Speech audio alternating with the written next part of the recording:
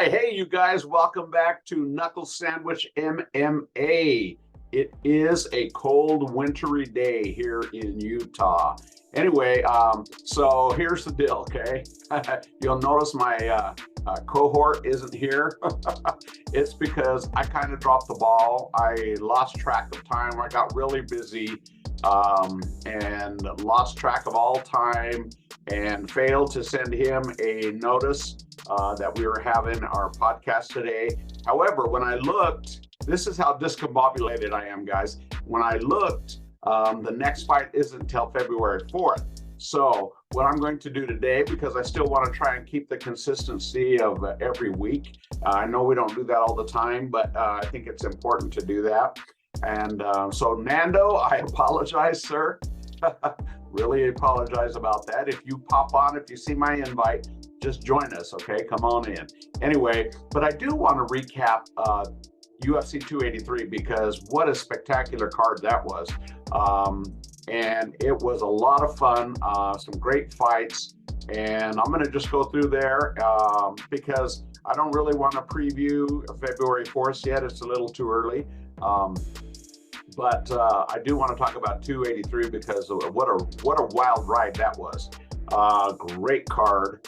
And I'm just going to go through all of them because I'm going to tell you who the winners were and losers. And man, I got the walk of shame. I'm taking the walk of shame by myself today because I picked a lot of losers. I mean, not losers.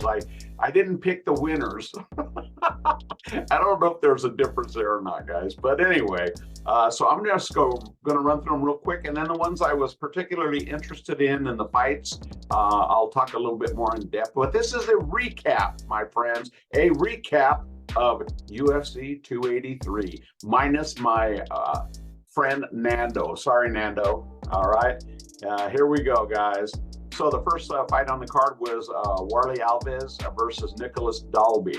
And I believe that I picked Warley Alves and Nicholas Dalby had a split decision win. Great fight by both guys. It could have went either way, really. It was very competitive and a lot of action. I was quite surprised by Nicholas Dalby. You know, because Warley hits really hard, and when he was backing up, Dalby just wasn't going to take it, and he started firing back, and so it was a nice dance, beautiful fight, and congratulations to Dalby. Next up, we had Ismail Bonfim versus Terrence McKinney. Again, I chose Terrence McKinney. Bonfim was a beast. Holy smokes. I've never seen this guy fight before. And wow, he had power. He had movement. He moved forward. And he threw some big bombs. And it was a knockout, like a hard knockout for Terrence McKinney. He went to sleep. He hit him hard. So congratulations to Ismail Bonfim. So check it out. Bonfim, there was two, okay, count them, two brothers fighting on this card. And I'll tell you the results of his brother's fight in just a moment. Next up, we had Luan Lucerda, versus Cody Stamann. And I did pick Stamann to win, and he won by a unanimous decision. Another really good fight. Stamann, I was hoping he would win because he's kind of won and lost and kind of going up and down, you know. And I think this was a really important win for him. Great fight, very action oriented, and congratulations to Cody. You look good in that fight, and also Luan from Brazil looked pretty good too. So it was a good fight. And next up on the early prelims, the main one on the early prelims, we have Shamil Abdurahimkov versus Jailton Almeida. And we both picked, Nando and I both picked Jailton Almeida to win this fight, I believe. Yeah, I'm pretty sure we did. And it was a spectacular win. It was a KO. I think for Shamil, he's an older fighter. I think he's in his 40s. I think, you know, that may be in his calling card. I'm not sure. He's an exciting fighter for a heavyweight. But Almeida, very respectful. I liked Almeida's attitude in the fight. He was very respectful of Shamil, even after the fight. And I like that in a fighter. And so I think Almeida, he looked good too, very, very strong. And he put that dude out. So there you go. Next up on the early prelims, we have the next brother, Gabriel Bonfim versus Monir Lazzez. I picked Lazzez. Lazzez did not win. Bonfim, the two Bonfim brothers came in and put on a show, both of them. They seemed very, very strong. Their strikes were super hard, like really, really hard strikes. And great movement. And Gabriel was taller of the two. He's a bigger guy. Of course, he's fighting in the welterweight division. And the last time Lazzez fought, he looked really good, man. He was just a machine, and it was very good. But Bonfim was better this night. You know, hats off to Lazzez for hanging in there. But we got a loss by submission. So there you go. Next up, we have Thiago Moises versus Malqueziel Costa. And they're both Brazilians. I did pick a winner this time. I picked Thiago Moises, and that was a good fight. I think Costa was, I believe it was his debut fight. And he was trying to put on a show. He was more worried about aesthetics. I think he was more worried about looking good and putting on a show. But Moises went to work and he beat him by submission. Really good fight, very action oriented. I think Costa needs to, in my opinion, just kind of dial it back a little bit and focus on the task at hand. And when you're flamboyant, when you're boisterous, when you want to put it out there, that's part of who you are, and so it's really hard not to do that. But I think if he focuses a little bit more, he's going to be a great fighter in the UFC. I like it.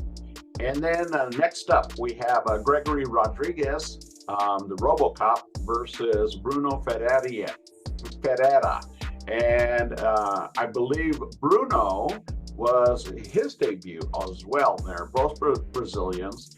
And it was a good fight at the beginning. Rodriguez really managed his distance well, but Bruno had some Bruno power, and he was hitting very hard. A lot of these guys are striking very hard in this card, and he knocked out the RoboCop, which surprised me like totally. But he caught him on the chin, perfect timing, and put him to sleep. Really good fight.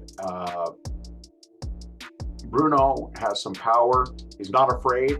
I believe, as I mentioned, it was his debut as well. But he's not afraid to move forward. He wasn't afraid because, Rodriguez is fairly well known. That's why they call him the RoboCop. He's fairly well known. But Bruno just said, it's a fight to me. It's just a fight, and I'm going to go in there and do my thing. And he did. And he put Rodriguez to sleep. So congratulations to Bruno on the win. And the main fight on the card, which is Mauricio Ahua versus Ihor Potieria.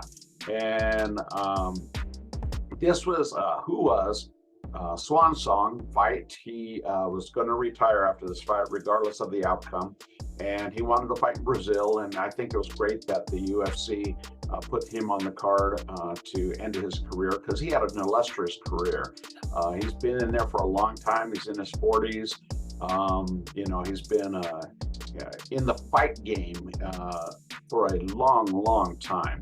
And so the thing that I didn't really like, he got TKO from Ihor, but I don't know, it just didn't seem like the fans were really supporting him after that loss,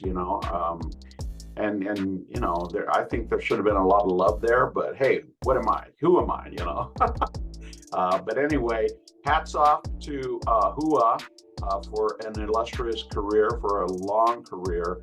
and for helping putting MMA on the map. So hats off to you, sir, and congratulations to Eeyore for the win. He is looking good, and we'll see him in the next time he's up. All right, now we're out to the main card, and we had Paul Craig versus Johnny Walker. And to be honest with you, I can't remember who I picked. I think I picked Walker, and if I did, then I'm a winner. But I can't remember exactly on that one.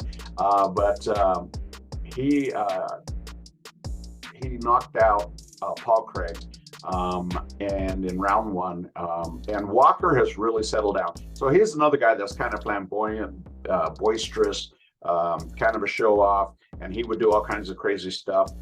He got injured from showing off after a win, injured his shoulder, and I think that kind of shocked him into reality because he was out for a long time, and then he came back, and he's really starting to focus and mature in the fight game, and pay attention to what he's doing and strategies and game plans, and it's proven very, very effective for Johnny Walker. And did I call him Paul Walker? I hope not.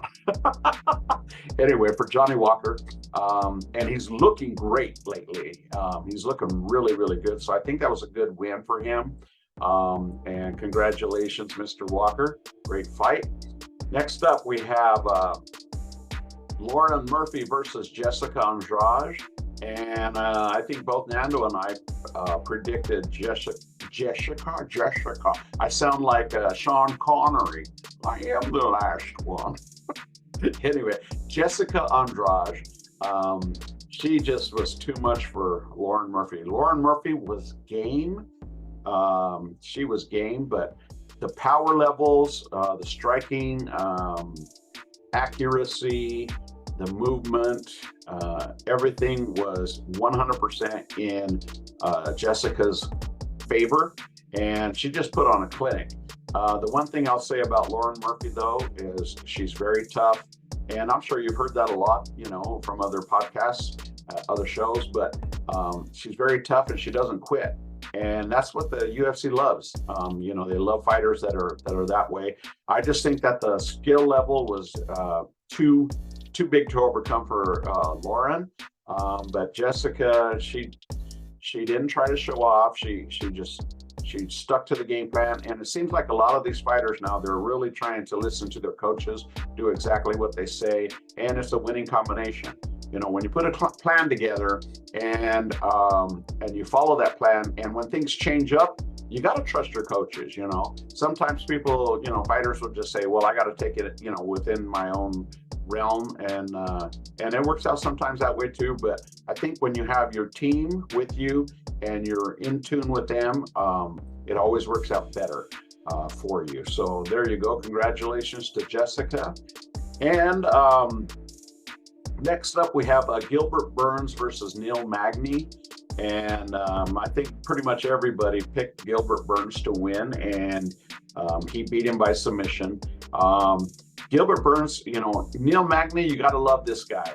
He is, I don't call him a gatekeeper at all, but the skill levels were different on this fight.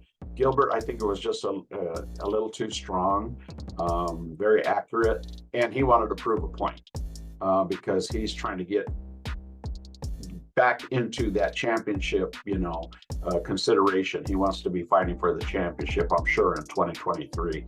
And he didn't take any damage, really.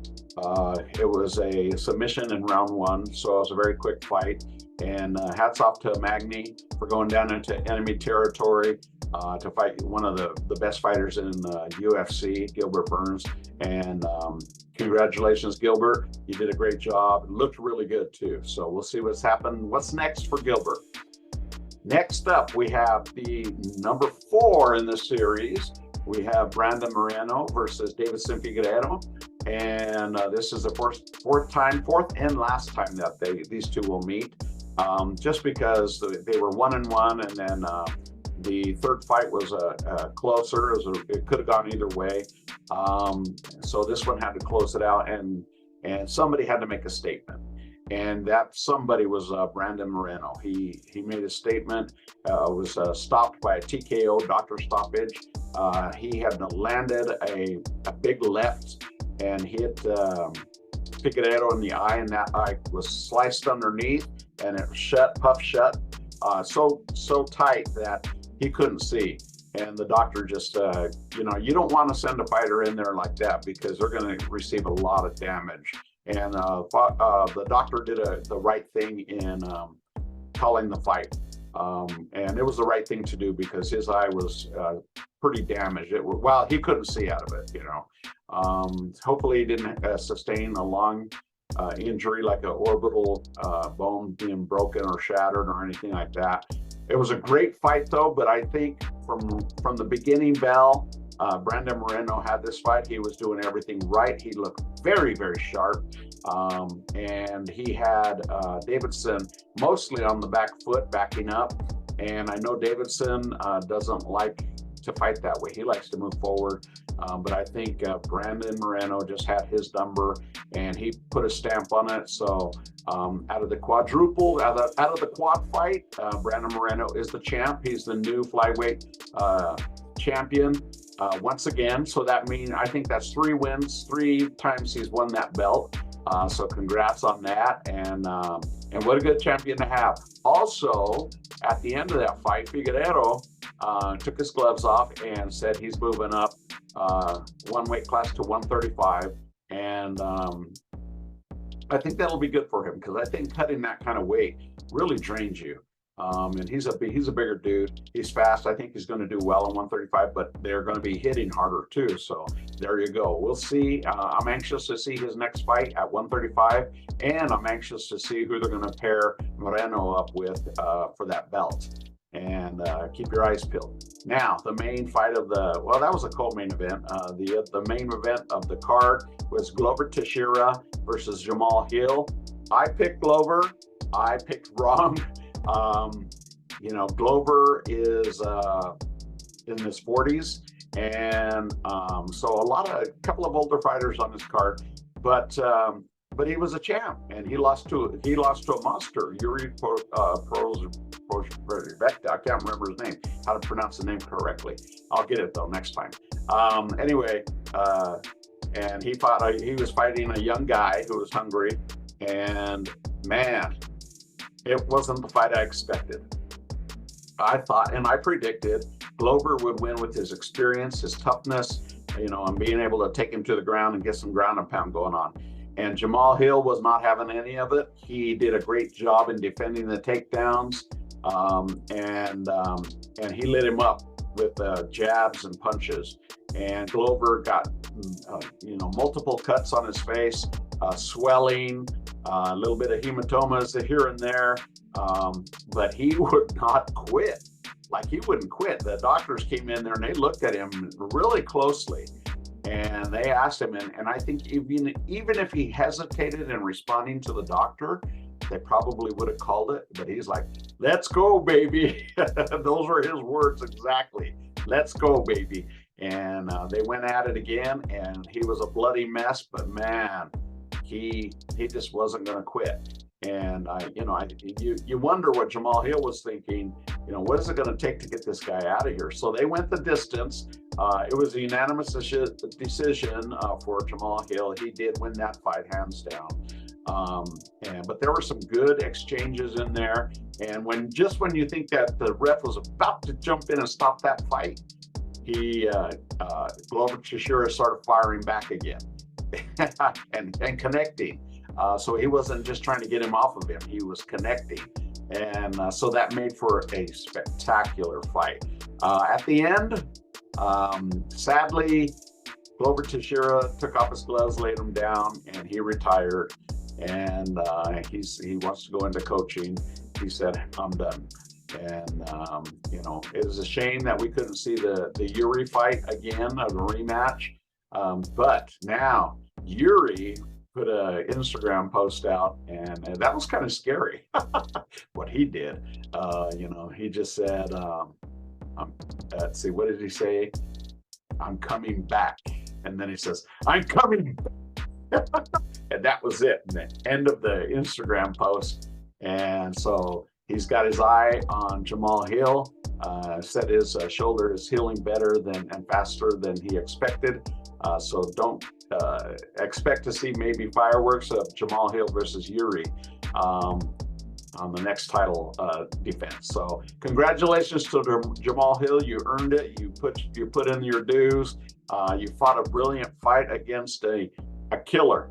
I mean, and Glover Teixeira is a killer, and you put on a brilliant fight, great defense, and just stuck to the game plan. It was a beautiful thing to watch. So I just want to say what a great card UFC 283 was. Lots of great fights and a stacked card.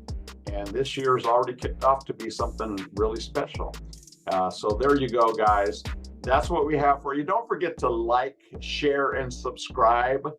Knuckle Sandwich MMA. We love to have you guys follow us. And as we put on our podcast, Calling Fights. And I did promise you guys we were going to go out to Fortified Krav Maga to do a athlete series on site and do some demonstrations and so forth. The weather did not cooperate, so we weren't able to get out there, but we have rescheduled for February 12th, and we're gonna go out there and do it. And I wanna show you guys something real quick. This is some of the equipment that I'm gonna be using to do the point of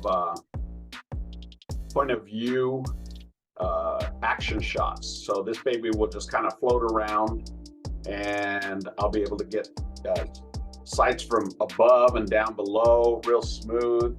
And so I'm excited about that. Maybe stick this right here, and it's going to be fun. So we're looking forward to that. And once again, thank you for watching Knuckle Sandwich MMA. We'll see you on the flip side, and I promise you next week Nando will be with us. Okay, I feel lonely without you, Nando. Lonely, my friend. All right, guys, have a good one. We'll see you on the flip side. Bye for now.